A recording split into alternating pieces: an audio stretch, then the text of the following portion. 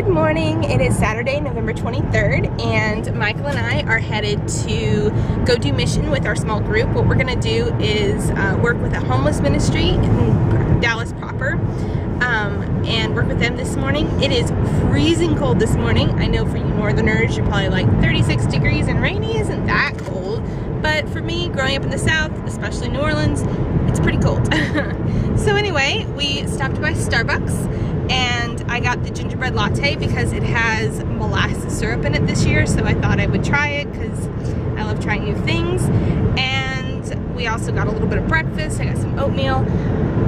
Anyway, so we're on our way. We're headed to go meet with our small group family before we head off to the mission.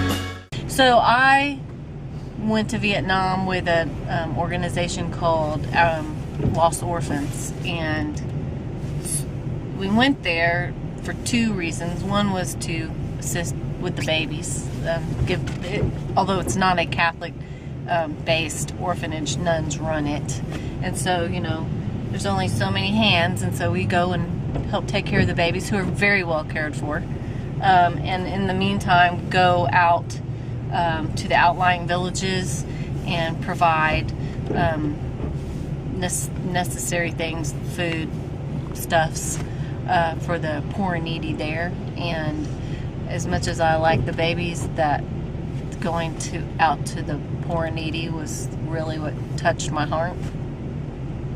And so came back, and my husband, our family, we have a lake house on the north end of Lake Whitney on the Brazos River.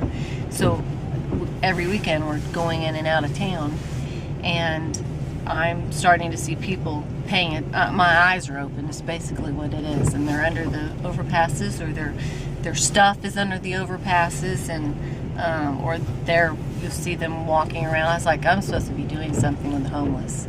I said, I'll start my own, make as many lunches as I can and go just pass them out till they're gone, and do it as often as I can. I figured there would be some sort of regulations about that, so I started Googling, and I found Our Calling, and I came and volunteered one weekend, and I was like, why reinvent the wheel? Just be hands and feet. And I came all the time. The very first day I went out, we went to Garland. Okay, so Richard, the guy that's in the kitchen today with the short hair, it's the first time I met him. He was living in Garland. and he was living in a camp, and he had a storage facility with all his stuff in it. And long story short, he got his act together, and now he has an apartment, and he's on staff. He's, actually somebody pays his salary from an outside source, that he has a job. But we went to this camp, and there was a guy there, and we started talking with him. And he actually was in school with my little sister. He just had a series of events happen in his life that just knocked him down. And of course, he ended up being an alcoholic and doing drugs and all that. We stayed in contact with him for a while and got him some help and got him to he hooked back up with his wife and moved in to live with an older couple. But the point of that story was that it is somebody just like me, and it can happen to anybody.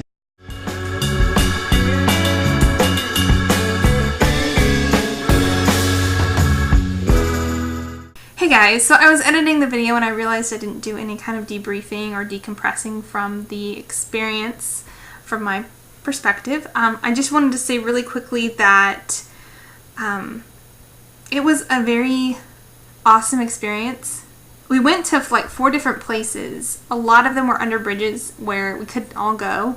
So I ended up staying kind of topside by the van with the coffee for anybody who would come up for some coffee.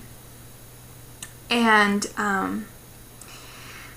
these 2 gentlemen came up and they didn't speak any English, they spoke Spanish, and I'm not really comfortable talking in other languages. I'm not very confident in it.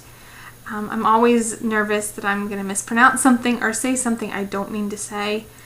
And somehow that morning, through the power of God, honestly, I actually spoke Spanish with them. And granted, it was all about coffee, and coffee has some pretty basic Spanish words to it. But I had that experience and it was incredible. And I got to meet people who have a heart for this ministry, and I don't know if I have a real calling to the homeless ministry. I know that for the last 8 years I've worked with disabled people, helping them get their Social Security disability, and I have a tender heart for people who have found themselves in a circumstance where they don't really have that much control in their life and they have to depend on the goodness of others. And homeless ministry is very parallel to that. So I understood a lot of why people were involved and the hope that they give these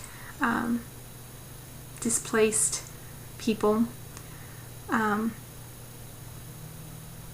So it was a really incredible experience, and I hope to have more experiences like this next year, throughout the year. And I couldn't help that morning. I woke up and I realized I was getting out of a warm bed and taking a hot shower and wearing 3 layers of clothes from my entire closet full of clothes, and getting into a warm car and traveling to Starbucks and having a nice coffee and a warm breakfast before going and meeting people who had the exact opposite morning. Waking up in freezing cold temperatures and not sure where their breakfast is going to come from, and not sure where they're going to eat or where they're going to sleep that night. And I was definitely made aware of how insulated my life is and how much bigger the world is. So that was my experience with Our Calling. Remember, I have the link down below. If you are in the Dallas area and looking to get involved with any kind of homeless ministry, they are definitely a great resource. If you are not in the Dallas area, I would encourage you to definitely check out your local homeless outreach groups and ministries. Even if it's not your calling, it definitely will stretch you and grow, your faith, and allow you to see God's power and love from a different perspective. Because that's definitely what it did for me. Anyway, hope you had a great weekend, and I will talk to you tomorrow. Bye.